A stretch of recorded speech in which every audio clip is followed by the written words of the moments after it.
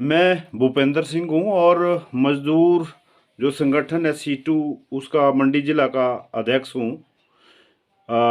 हमारे संगठन ने जो आज मुख्यमंत्री ने विधानसभा में जो बजट प्रस्ताव पेश किया है उसको मनरेगा मजदूर विरोधी करार दिया है, क्योंकि मुख्यमंत्री ने इस बजट के अंदर जो मनरेगा मजदूर हैं उनके बारे में कोई एक शब्द भी नहीं कहा। क्योंकि वर्तमान में जो मनरेगा मजदूर है उनको सबसे कम जो दिहाड़ी है वो हिमाचल प्रदेश की जो सरकार है उनको दे रही है, और 203 रुपये के हिसाब से उनसे 8 घंटे का जो काम है वो लिया जा रहा है।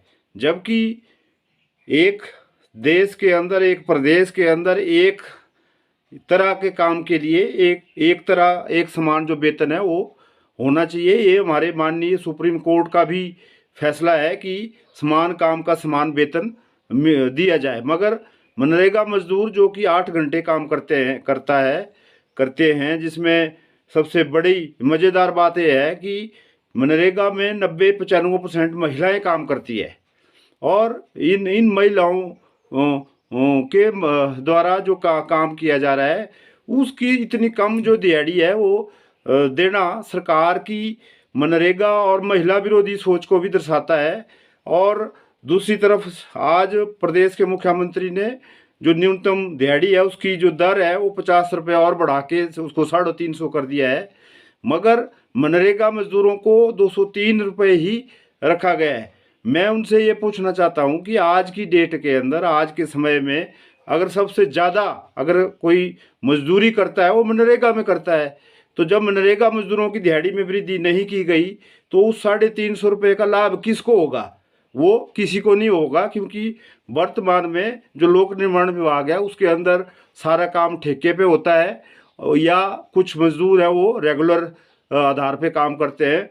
आईपीएच में जो सारा काम हो रहा है वो भी आउटसोर्स पे हो रहा है, ठेकेदारों के माध्यम से हो रहा है, और कंपनियां जो आउटसोर्स रख रही है वो अपने हिसाब से उनको वेतन उस हिसाब से देती है। तो जो 350 रुपये वृद्धि आज की है मुख्यमंत्री ने, अगर उसका लाभ मनरेगा को नहीं मिलता है तो उसका कोई औचित्य नहीं है। इसलिए हमारी मांग है प्रदेश के मुख्यमंत्री से कि इस प्रस्ताव के अंदर उसको संशोधित किया जाए और मनरेगा मजदूरों को भी 350 रुपये जो मजदूरी है वो दी जाए। साथ में ही मनरेगा का काम ही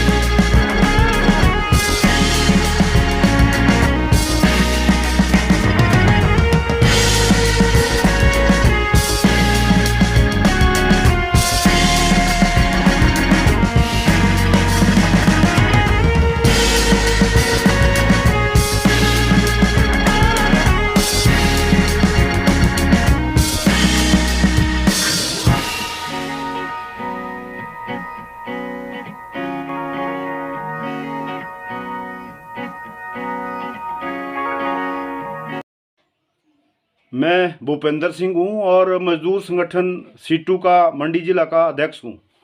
आज मुख्यमंत्री ने जो विधानसभा के अंदर जो बजट प्रस्ताव पेश किया है, हमारे संगठन ने इसे मजदूर और कर्मचारी विरोधी करार दिया है, क्योंकि सबसे ज़्यादा जो निराशा हाथ लगी है वो जो प्रदेश के जो लाखों लाख मनरेगा मजदूर हैं, जिन्हें वर्तमान में 203 रुपये जो दिहाड़ी है वो दी जाती है, जबकि दूसरे मजदूरों को 300 रुपये दिहाड़ी मिलती थी, जिसे अब बढ़ाकर मुख्यमंत्री ने 350 रुपये करने की घोषणा की है। मगर मनरेगा मजदूरों की दिहाड़ी के अंदर कोई इजाफा नहीं किया है और कुल मिला के 147 रुपये का जो फ़र्क है दूसरे मजदूरों और मनरेगा मजदूरों के बीच में है।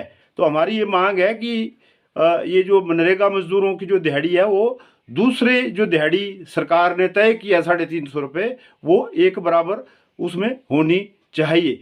दूसरी जो निराशाजनक बात यह है कि ये जो दिहाड़ी बढ़ाने का जो तौर तरीका है वो महंगाई का जो सूचकांक है जो उसके साथ इसका मिलान होना चाहिए।